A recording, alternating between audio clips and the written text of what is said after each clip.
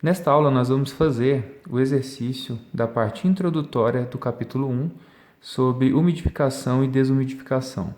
O enunciado é o seguinte: ar à entrada de um secador tem umidade percentual de 80%. Então, a gente vai anotar que a umidade percentual 80%, com fração molar de água de 10%. A gente sabe que a fração molar é Y e A representa a água, tá? 10%. E temperatura de bulbo seco de 50 graus Celsius, ou 122 graus Fahrenheit, que foi dado no problema. Ele pede, sem o auxílio da carta psicométrica, determinar as seguintes propriedades.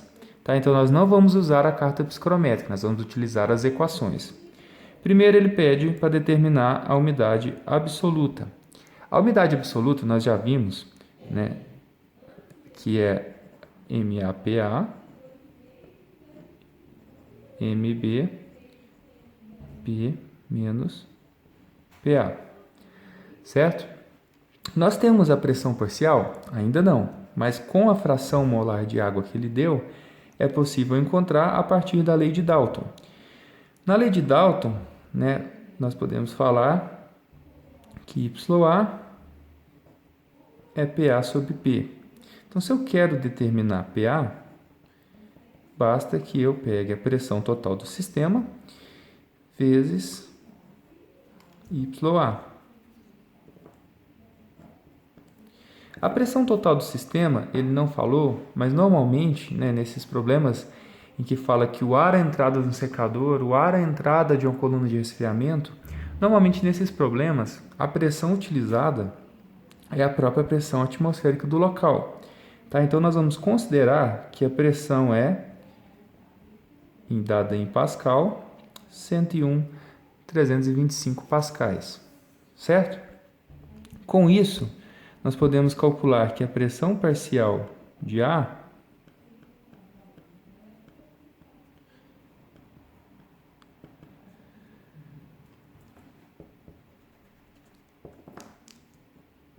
vai ser 101.32,5 pascais. Então, com essa pressão, nós podemos já calcular a umidade absoluta. Sabemos que a massa molar da água, 18,02, vezes a pressão parcial, de 10.132,5. Massa molecular do gás, que nesse caso é o ar, 28,89.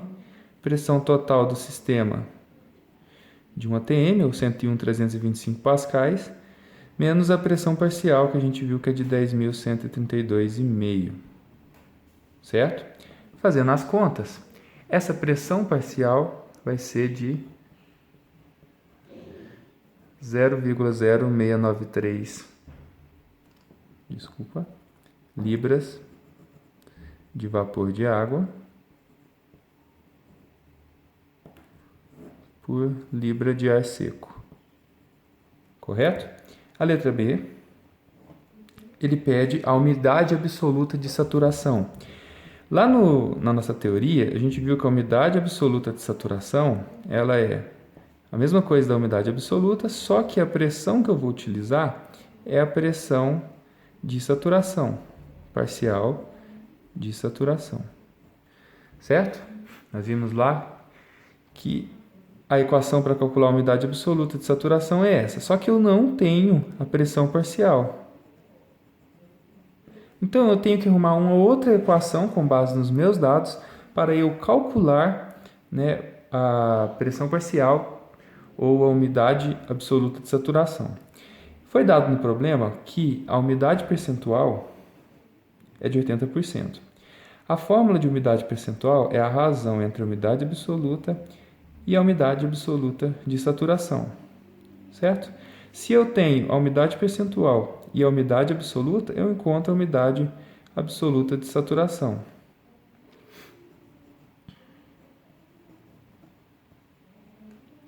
Eu sei, então, que a umidade absoluta de saturação vai ser essa umidade absoluta que eu já calculei,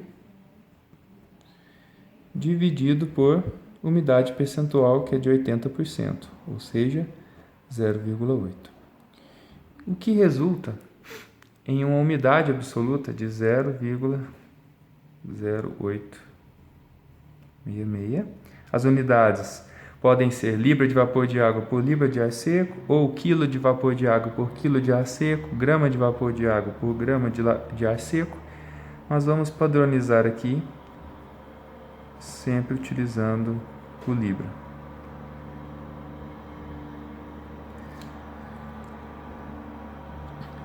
O próximo que ele pede é a umidade relativa.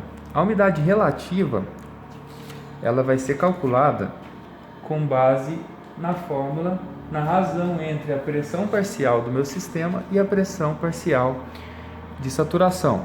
Então, letra C, umidade relativa é dada por essa fórmula, ok?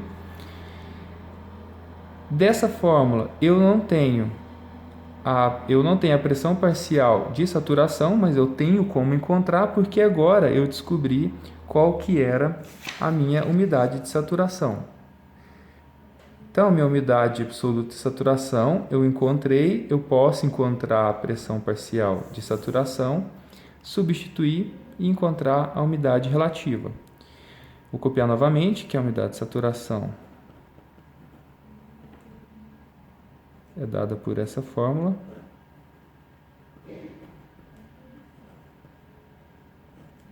Eu já tenho essa umidade absoluta de saturação.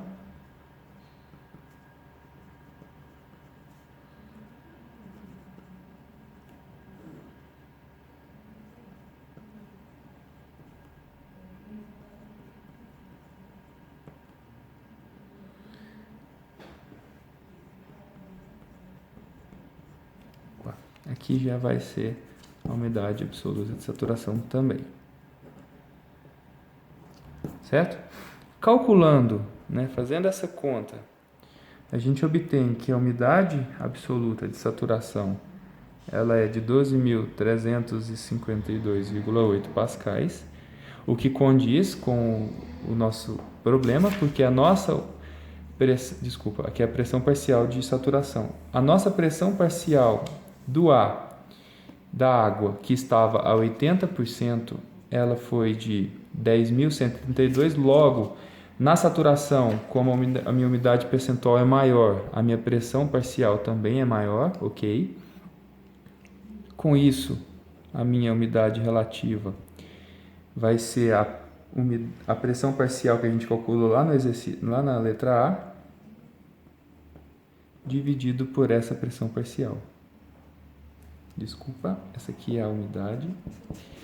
Nós temos que colocar aqui a pressão parcial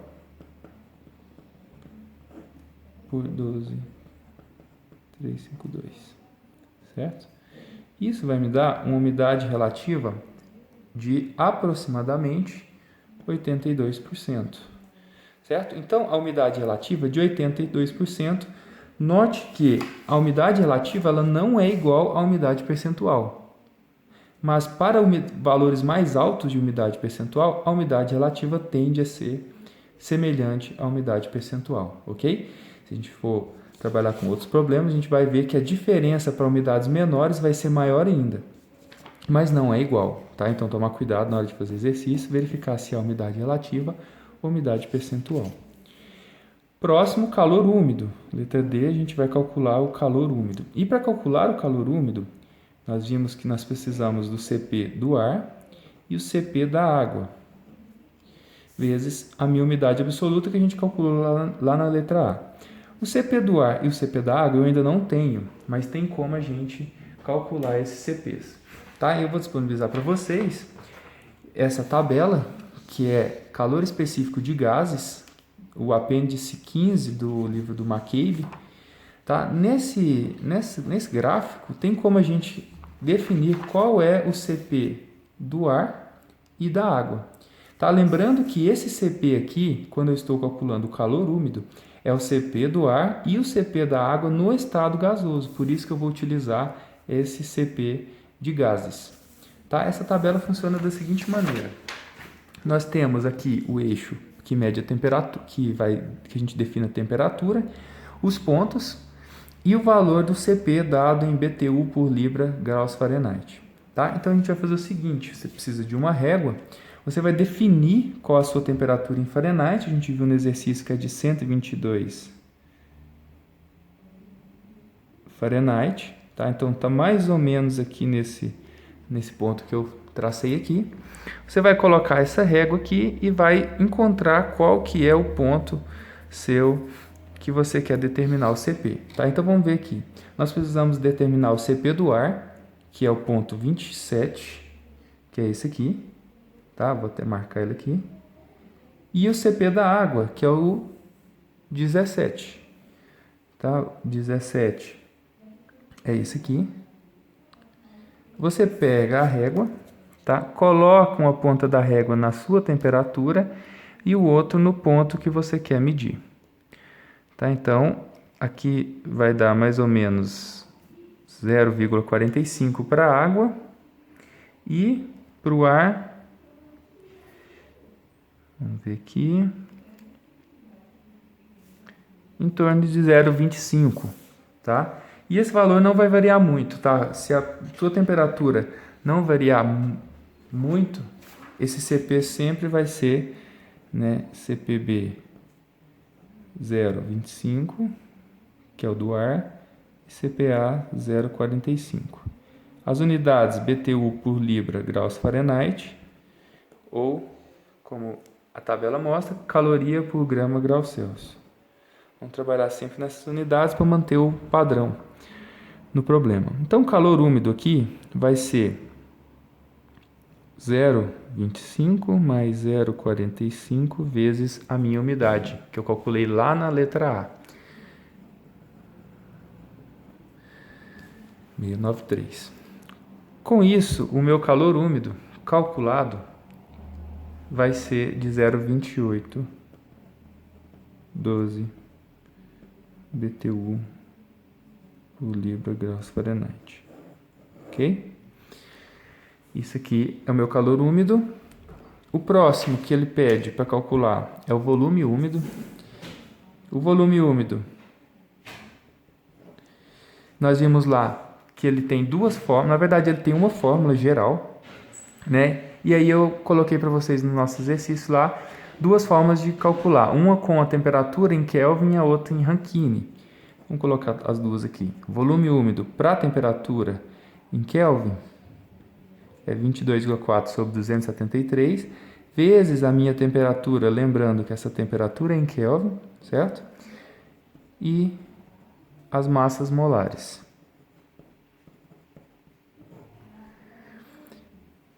A outra fórmula vai ser em Rankine, 359 por 492, vezes essa temperatura em Rankine, 1 sobre MB, unidade sobre MA, certo? Lembrando que esse volume úmido aqui vai ser dado em metro cúbico por quilo e esse volume úmido aqui em pé cúbico por libra. Então vamos pegar, por exemplo, esse volume úmido calculado por graus Kelvin. Então vamos pegar aqui que o volume úmido vai ser 22,4 por 273. A temperatura em Kelvin vai ser 50 mais 273,15 vezes a massa molar 28,89 do ar, a umidade 0,0693 e a massa molar da água 18,02. Com isso, realizando os cálculos, o nosso volume úmido em metro cúbico por quilograma vai ser dado por 1,0193 e é quilograma de ar seco, certo? Então esse é o meu volume úmido. Você pode tentar em casa fazer o volume úmido em pé cúbico também. E na letra F, para finalizar nosso problema, ele pede a entalpia do gás. Como que é calculada essa entalpia do gás? Né? A entalpia do gás eu vou chamar de HY. Ela é calculada, a gente viu lá, com base na diferença entre a temperatura e a temperatura de referência, mais o calor latente à temperatura de referência, vezes a umidade. certo? Por quê? Porque a partir da minha referência, que está no estado líquido, eu vaporizo o meu gás, o meu líquido, né, que é a água, e atinjo, e depois eu aumento a temperatura até chegar na minha temperatura final, tá? Então essa é a entalpia partindo da minha referência até a temperatura que eu desejo calcular, tá? Então vamos calcular aqui, foi dado aqui no problema, que a nossa referência teria que ser 0 graus Celsius, tá? Ou 32 Fahrenheit, convertendo. Nós precisamos encontrar, né, o calor latente, porque a gente já calculou o calor úmido. E o calor latente de vaporização é dada pelo apêndice 7 do McCabe, né? E se a gente for vir aqui, a gente tem temperatura, várias informações, e uma delas é o calor latente de vaporização. Né? O calor latente de vaporização a 32 graus Fahrenheit é de 10,75 BTU por libra. Tá? E aí você pode calcular o calor latente até a temperatura de 450. Tá? Vou disponibilizar para vocês também. Então eu sei que o calor latente a temperatura de 32 Fahrenheit, 10,75,4 BTU por libra. Correto? Dessa forma, nós já temos todas as informações. Nós podemos calcular que a entalpia vai ser o calor úmido calculado na letra B, tá? Que é de 0,2812. 0,2812 vezes a diferença de temperatura. Tá? Nesse caso aqui, a diferença de temperatura vai ter que ser dada em Fahrenheit, que vai ser a temperatura do meu sistema, que é de 122 Fahrenheit, menos a temperatura de referência, que é de 32 Fahrenheit, mais o calor latente, vezes a umidade que a gente calculou lá na letra A. Certo? Calculando, a nossa entalpia vai ser 99,83 BTU por libra de ar seco. Certo? Essa entalpia, ela tem esse valor com base na minha referência, porque dependendo da referência que eu tomo, a minha entalpia vai ter um valor diferente, certo? Então, ela tem o valor de 99,83 com base na referência de 0 graus Celsius ou 32 Fahrenheit. Lembrando que entalpia sozinha não existe, né? Somente variação de entalpia. Então, a entalpia do gás aqui é a variação de entalpia de 32 até 122, que é o que o exercício pediu.